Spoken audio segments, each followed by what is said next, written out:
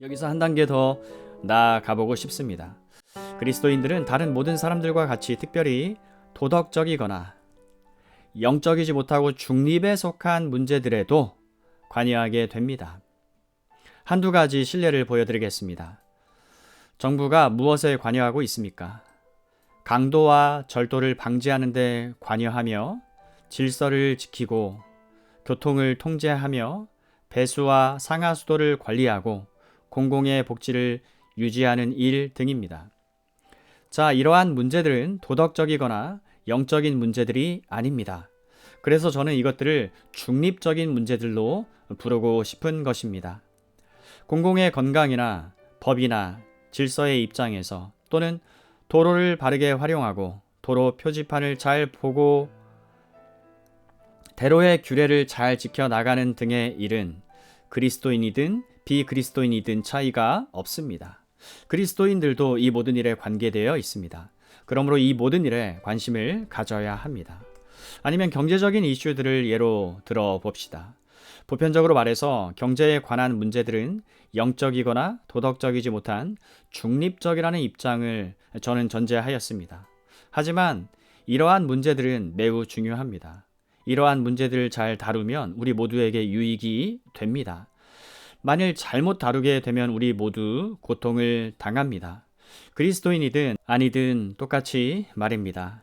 그러므로 그리스도인들로서 우리의 의무는 이러한 것들에 관심을 가지는 것입니다. 이러한 일들이 가장 훌륭한 지식을 가진 사람들로 다루어지기를 간절히 우리는 바라야 합니다. 우리는 이러한 문제들에 초연해 있지 않습니다.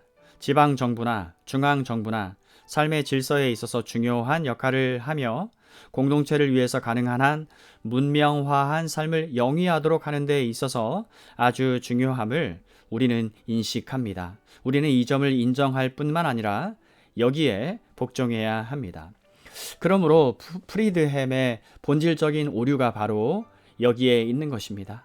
그리스도인은 영적인 문제들에만 관심을 가져야 한다고 그는 생각하는 것 같습니다. 하지만 그와 같은 식으로는 살 수 없습니다. 필연적으로 중립적인 문제들에 관련되기 마련이고 정부가 다루는 일들이 주로 이러한 범주에 들어갑니다. 저는 교회와 국가 사이의 문제를 다루게 될 때 이 점을 더욱 더 분명하게 부각시킬 것입니다. 하지만 이 시점에서는 이것을 보편적인 하나의 원리로만 지적하고 넘어가겠습니다. 그런 다음에 바로 이 특별 항목에서 제가 마지막으로 다루어야 할 요점은 프리드햄이 또 다른 거짓된 억측을 하고 있다는 것입니다.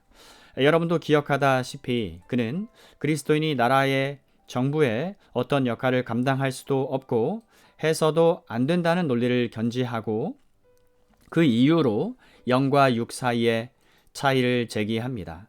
세상은 육적이고 그리스도인은 영적이기 때문에 세상이 그리스도인의 관점을 받아들이지 않는다는 것입니다. 프리드햄은 생각하기를 정부가 관심을 기울이는 문제들에 대해서 그리스도인이 가져야 할 관점은 오직 하나밖에 없다는 것입니다. 그러나 분명히 그것은 엄청난 오론입니다. 경제나 이러한 문제들 중 어느 것에 대하여 그리스도인들이 오직 한 가지 관점만 가지고 있습니까?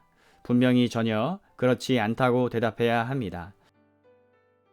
보수당에도 훌륭한 그리스도인들이 있을 수 있고 자유당이나 노동당에도 그러할 수 있습니다. 괄호 강해자는 영국 정당의 상황을 예로 들고 있음 닫고 그런데 그들이 이처럼 여러 정당에 속해 들어가게 만드는 것은 무엇입니까? 그들의 기독교 신앙도 아니고 그들의 영적인 관점도 아닙니다. 오히려 경제 영역에 있어서 특별한 어떤 문제들에 관한 그들의 견해 때문입니다. 또는 치수나 법과 정부가 생각해야만 하는 다른 여러 가지 문제들 중 어느 것에 관한 견해 차이 때문에 훌륭한 그리스도인들이라도 여러 정당에 나누어 들어가 있는 것입니다. 자, 저는 사람들이 그리스도인이 되더라도 이 같은 문제들에 대한 관점에 어떤 변화도 가져오지 않는다고 말하는 것은 아닙니다. 제가 말하고 있는 바는 존재하는 권세들이 마땅히 생각해야만 하는 이러한 문제들 거의 모두에 대한 기독교적인 관점이 있다고 말할 수는 없다는 것입니다. 물론 역사적으로 말해서 자기들의 기독교 신앙에 대해서 어떤 영향을 미치지 않으면서도 이 같은 문제들 중 많은 부분에 대해서는 서로 간에 의견 차이를 보였던 일들이 항상 있어 왔습니다. 이 모든 것의 요지는 어떤 그리스도인들도 높고 존귀한 지위의 부르심을 받는 것이 좋을 수 있다는 것입니다. 그리스도인 중에 왕이 될 수도 있고 여왕이 될 수도 있고 수상이 될 수도 있습니다. 행정장관이 될 수도 있습니다. 그리스도인들이 이러한 직무를 감당하지 말아야 하며 이러한 일을 한다면 사실상 죄를 짓는 것이라는 개념은 전적으로 잘못된 생각입니다. 그같이 생각하는 그리스도인들은 자신들에 대해서만 집중하고 자신들의 영혼의 잘됨과 진보에만 관심이 있습니다. 제가 볼 때 이것은 이 7구절 말씀 가르침을 전적으로 부인하는 것입니다. 국가에 관한 그리스도인의 관점이라는 이 보편적인 제목 안에서 생각해야 하는 네 번째 원리는 다음의 질문과 관련된 것입니다. 국가의 기능에 관한 그리스도인의 관점은 무엇인가? 국가의 목적과 의도가 어디에 있는가? 국가는 무엇을 하도록 되어 있는가? 이 질문에 대한 답변은 조금도 어려움이 없습니다. 사도 바울은 우리가 생각하고 있는 이 7구절 속에서 그 해답을 제시하고 있습니다. 또한 디모데전서 2장에서도 해답을 주고 있습니다. 그러므로 내가 첫째로 권하노니 모든 사람을 위하여, 여기서 모든 사람을 위하여라는 말에 주의하여야 합니다. 간구와 기도와 도구와 감사를 하되 임금들과 높은 지위에 있는 모든 사람을 위하여 하라. 이는 우리가 모든 경건과 단정한 중에 고요하고 평안한 생활을 하려 함이니라. 1, 2절 말씀. 자, 이것이 바로 정부의 기능입니다. 사람들이 단정한 중에 고요하고 평안한 생활을 하도록 도모해 주는 것이 정부의 역할이라는 말입니다. 국가는 이 일을 두 가지 방식으로 해냅니다. 소극적으로는 악과 그 악의 나타남을 제어합니다. 정부는 타락 때문에 필요하게 되었습니다. 남자든 여자든 타락하였기 때문에 무법하게 되고 이기적이 되고 잔인하게 되고 비열하게 되었습니다. 그러므로 질서로 그들을 통제해야 합니다. 제가 거듭 되풀이 말씀드리지만 궁극적으로 이 점에 대한 이유는 이 세계가 하나님의 세계요, 하나님께서 악의 결과들에 제한을 두셨다는 점입니다. 하나님의 세계요, 하나님께서 악의 결과들에 제한을 두셨다. 만일 하나님께서 이 같은 통제를 하지 않으셨다면 어떤 일이 일어날는지 도저히 상상할 수가 없는 것입니다. 그렇게 되면 세상은 의심할 여지 없이 몇 세기 전에 붕괴되었을 것입니다. 그러나 하나님께서는 이 제한선을 세우시고 악의 결과들을 제어하도록 공세들을 거두게 명하신 것입니다. 하지만 국가가 어떻게 이 일을 해냅니까? 사도는 이 구절들에서 분명한 설명을 합니다. 관원들은 선한 일에 대하여 두려움이 되지 않고 악한 일에 대하여 두려움이 되나니 네가 악을 행하거든 두려워하라. 그가 공연히 칼을 가지지 아니하였으니 즉 하나님의 사자가 되어 악을 행하는 자에게 진노하심을 위하여 보응하는 자니라. 이처럼 소극적으로 국가는 악을 두 방면에서 제어합니다. 경고와 악을 행하는 사람을 징벌하는 일을 통해서 말입니다. 둘째로 국가가 담당해야 하는 적극적인 역할은 모든 이들의 복락을 촉진하는 것입니다. 그 작용은 한 방면으로만 이루어지지 않습니다. 선을 행하는 사람들을 칭찬하도록 세움 받은 것이 국가입니다. 네가 권세를 두려워하지 아니하려느냐? 선을 행하라. 그러면 그에게 칭찬을 받으리라. 그는 하나님의 사자가 되어 너에게 선을 이루는 자니라. 사도 바울이 국가에 하는 일 중에 이 두 번째 국면을 통해서 무엇을 뜻하고 있습니까?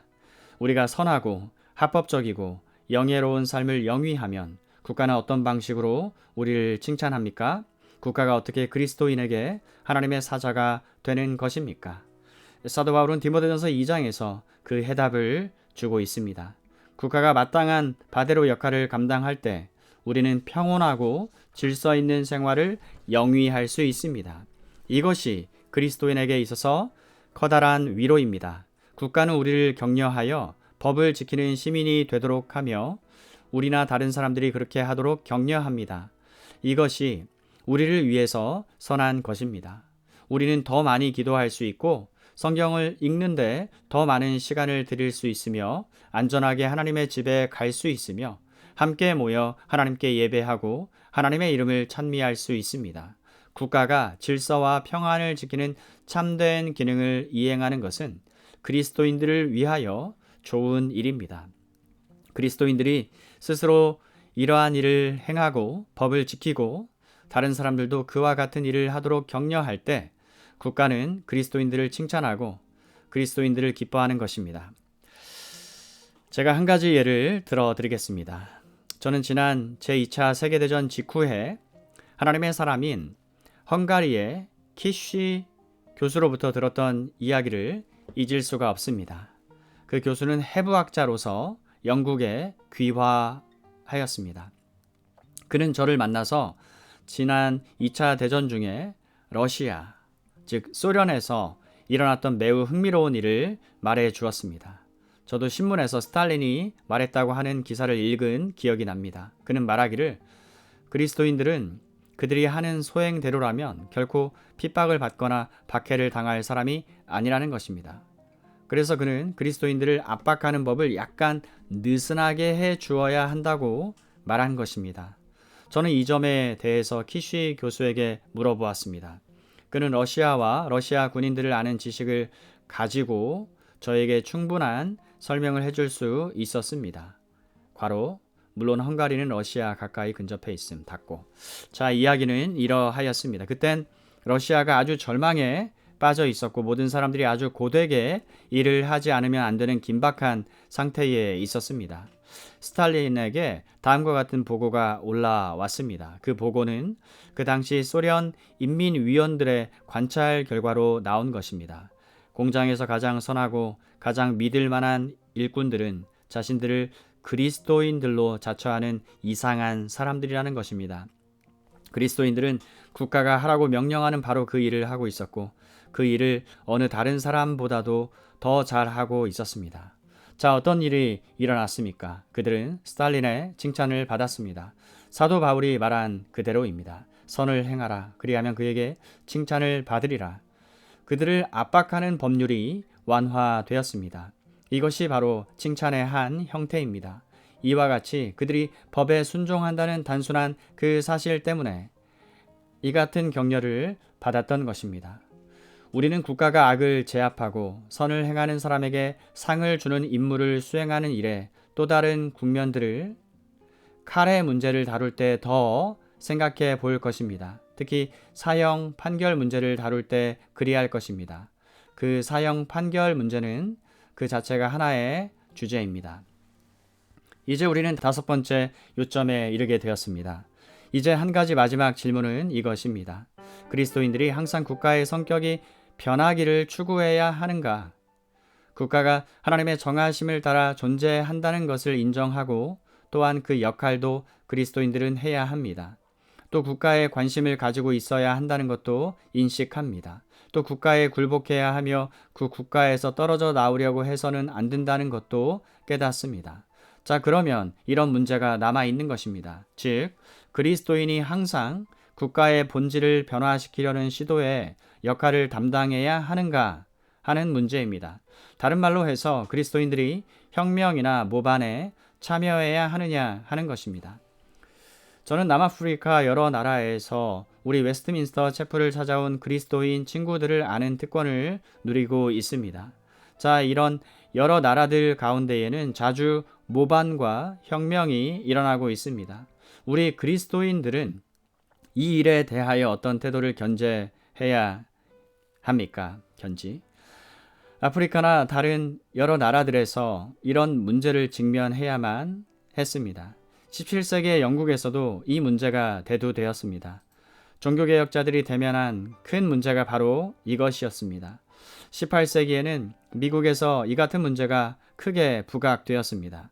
미국으로 건너간 청교도 순례자들의 후손들, 이 영국에서 건너간 그 훌륭한 그리스도인들을 생각해 보십시오. 그들은 미국 독립전쟁에서 어떤 입장을 취하였습니까? 그들이 그 일에 관여하는 것이 옳았습니까? 과거에도 이 문제가 자주 떠올랐습니다. 오늘날에도 이 문제가 우리에게 직면해 있습니다. 미래에도 다시 이 문제는 대두되기 쉽습니다. 자, 이 점에 대해서 아무런 어려움이 없다고 생각하는 사람들도 있습니다. 프리드햄은 분명히 이 같은 관점을 견지했습니다. 그들은 베드로서 전서 2장에 있는 사도 베드로의 진술을 인용합니다. 거기서 우리는 이런 말씀을 듣습니다. 사환들아, 범사에 두려워함으로 주인들에게 순복하되 선하고 관용하는 자들에게만 아니라 또한 까다로운 자들에게도 그리하라. 애매히 고난을 받아도 하나님을 생각함으로 슬픔을 참으면 이는 아름다우나 죄가 있어 매를 맞고 참으면 무슨 칭찬이 있으리요. 오직 선을 행함으로 고난을 받고 참으면 이는 하나님 앞에 아름다우니라. 18절 이하 20절 베드로전서 2장. 자, 그들은 생각하기를 이 말씀이 그 문제를 단번에 해결한다는 것입니다. 그리스도인들은 항상 국가에 복종해야 한다는 것입니다. 아무리 큰 어려움이 있더라도 말입니다. 그래서 정부 형태를 변화시키는 것에 관해서 어떤 일도 해서는 안 된다는 것입니다. 자, 이것이 옳습니까? 프리드햄은 이 점에 대해서 매우 특별한 주장을 합니다. 저는 그 사람이 실제로 한 말을 여러분에게 소개합니다. 개인의 자유와 크게 다양한 바람직한 면책 특권들을 매우 보편적으로 누리게 하는 평온하고 잘 조절된 정책 속에 하나님의 자비하심이 있음을 모든 생각 깊은 그리스도인들은 매일 생각하고 감사해야 한다. 우리는 이런 종류의 정보를 가지고 있습니다. 그래서 우리는 이 일로 하나님께 감사해야 한다고 그는 말합니다. 그러나 그리스도 안에 있는 사람들이 그러한 것들을 자기들의 권리로 주장하면서 싸우는 일, 또한 현재 그러한 경우들이 자주 있는 바와 같이 그리스도인들이 다스리는 권세들에게 가서 자기들의 뜻을 관철해 달라고 떼를 쓰고 있는 것 등은 분명히 본향을 향하여 가는 나그네로서의 구별된 입장을 상실했음을 지시하는 것이다. 부활하신 그리스도와 연합했음을 믿는 사람들에게는 그 하늘 본향을 향하여 가는 나그네의 정신이 있다. 다른 말로 해서 프리드햄은 그리스도인이 정부를 변화시키자고 애쓰는 것은 전혀 옳지 않다고 말하고 있습니다. 다시 한번 그는 이러한 각주를 달고 있습니다. 오늘날 가장 보편적이고 비행에 찬 속임수들 가운데 하나는 도덕적 강압과 물리적인 힘 사이에 원리적 구별이 있는 것처럼 단정하는 일이다. 두 경우 모두 반대하는 세력을 제압함으로써 그 목적을 달성하는 인간의 의지이다. 하나님의 말씀은 다스리는 자의 인격 속에 계신 하나님 자신께 굴복하라고 명령한다. 어떤 종류의 혁명적인 운동도 여당에 대한 불만족에서 야기된다. 여당이 물러가기를 바라자마자 금방 불만이 느껴진다. 한 가지 요청이 허락되지 않으면 표현된 견해의 도덕적 힘에 의하여 독재가 다시 복원된다. 그는 이 점을 매우 못마땅하게 여기고 있습니다. 그는 올리버 크롬웰과 17세기의 모든 청교도들을 비난하기 위해서 이것이 하나님의 마음에 합한 것인가 하고 묻습니다. 청교도들은 당시 자리를 잡고 있던 정부의 변혁을 위해서 싸웠던 것입니다. 그는 또한 미국의 독립전쟁에 참여한 모든 그리스도인들을 정죄합니다. 사실 그 전쟁을 통해서 그들은 영국으로부터 자유를 쟁취했던 것입니다. 하지만 이것이 개인적 견해의 문제입니까? 아닙니다. 저는 분명히 객관적인 성경의 원리들이 있다고 대답하고 싶습니다. 하나님께서 법을 정하셨습니다. 매우 좋습니다. 만일 법 자체가 우리에게 체제의 변화의 가능성을 허락한다면 분명히 우리는 그 법을 활용하여 그 일을 수행할 권한이 있습니다. 다른 말로 해서 법이 우리에게 총선거를 치르게 하고 그런 식으로 정부를 바꾸도록 허락한다면 그렇게 하는 것이 그리스도인들로서 옳은 일입니다. 하지만 여러분은 이 문제를 그 이상으로 가져갈 수 있습니다. 저는 바로 이 질문 밑에 노동조합에 속한 그리스도인의 전체 문제를 생각합니다. 만일 오늘날 사람들의 일하는 체제가 고용주와 노동조합과 정부의 협력 아래 되어지는 것이라면, 그리고 존재하는 권세들이 바로 그것을 법으로 선언하고 정하여 놓았다면 그리스도인들도 그 일에 참여해야 한다고 말씀드립니다. 그리스도인들은 그 일에서 초연하지 않습니다. 그리스도인이 노동조합의 일원이 되는 것은 죄가 아닙니다. 노동조합들은 사회를 운영하고 현재 우리의 일들을 처리해 나가는 데 있어서 한 부분입니다. 그러나 잠시 기다려 보십시오. 파업에 참여하는 것에 관해서는 어떻습니까? 좋습니다. 저는 그런 질문을 던지고 싶습니다. 그 파업이 합법적인가요? 그 대답은 그렇다입니다. 영국 법은 파업을 허용합니다. 그리고 그 파업이 합법적이고 그 파업으로 더 나은 조건을 더 낮게 할 수 있다는 만족감이 들면 그리스도인들도 그 파업에 참여할 권한이 있습니다. 어쨌든 그러한 사회 계약들은 항상 존중되어야 합니다. 그것은 절대적인 원리입니다. 하지만 만일 법이 그 계약을 제거하도록 허락하고 더 나은 것으로 바꾸기를 시도하도록 허락한다면 그렇게 할 충분한 권리가 있습니다. 그렇게 할지라도 반기독교적인 것이 전혀 없습니다. 다시 이것은 우리가 앞에서 언급한 중립적인 이슈들 중에 하나입니다. 계약은 항상 존중해야 하지만 항상 할 수만 있으면 그것을 개선하도록 노력해야 합니다. 파업은 마지막 방도입니다. 법이 허락하는 한도 내에서만 그 파업에 참여해야 합니다. 그것은 마지막 방책입니다. 하지만 그 방책에는 고유하게 잘못된 것이 하나도 없습니다. 그러나 모반에 대해서는 어떠합니까? 분명 우리는 그리스도인들로서 이렇게 주장할 권한이 있습니다. 국가나 왕이나 황제나 총독이나 어떤 독재자나 다른 어느 누구라도 폭군적이 되면 그 자신의 존재의 법을 어기고 있는 것이며 로마서 13장 2절에 명시된 헌법을 파기하고 있다고 말입니다. 악을 제지하고 선을 장려하는 것이 국가나 정부의 임무입니다. 그 기능은 고요하고 평온하고 질서 있는 생활을 유지하는 데 있습니다. 하나님께서 이 일을 위해서 국가를, 정부를 존재케 하시는 것입니다. 그러므로 국가는 그처럼 인류의 유익을 위해서 제정된 것이므로 상전 노릇을 하지 말고 종이 되어야 합니다. 국가가 상전이 되고 폭군이 되는 순간 국가를 잇게 하신 하나님의 법을 불순종하는 것입니다. 그러므로 그 국가 자체가 벌을 받아야 합니다. 그 형벌의 형태는 정부가 전복되고 로마서 13장 1절 이하 7절의 교훈에 따라 존재하려고 예비된 정부가 들어서는 것입니다. 저는 이 시점에서는 여러분이 이러한 일을 이루기 위해서 싸워야 하느냐는 문제에 대해서는 깊이 들어가지 않으려 합니다. 평화주의, 괄호 반전론 닫고 차원에서 칼을 사용하는 문제를 생각할 때 이 문제로 다시 돌아오겠습니다. 그래서 저는 이 문제를 여기서는 그냥 지나치려고 합니다. 이 시점에서 제 자신이 놀랐다는 것을 표명하지 않을 수 없습니다. 오늘 밤 이 예배당 안을 따뜻하게 하는 열 기구가 하나도 없이 공기가 차가운데도 불구하고 여러분이 이 모든 것을 청종하였으니 말입니다. 열 기구가 하나도 없다는 것을 이제야 여러분에게 말씀드리고 있습니다. 만약 시작 전에 여러분에게 말씀드렸다면 추워서 떨었을 것입니다. 하지만 일부러 그것을 여러분에게 말씀드리지 않았습니다. 여러분도 알다시피 그렇게 말했다고 해서 많은 차이를 가져오지는 않습니다. 적어도 그랬으면 하고 바랬던 것입니다. 저는 다만 말씀을 드려왔고 물론 그 말씀을 함으로써 춥지 않게 제 자신을 지켜왔습니다. 자, 여기까지 우리가 이러한 주제의 한 국면만을 살펴보았습니다. 삶에 대한 그리스도인의 보편적인 관계, 그리스도인의 국가관을 살펴보았습니다. 우리는 너무 많은 결론으로 대번에 비약하지 않아야 합니다. 저는 보편적인 원리들을 단순하게 전제하고 있을 뿐입니다.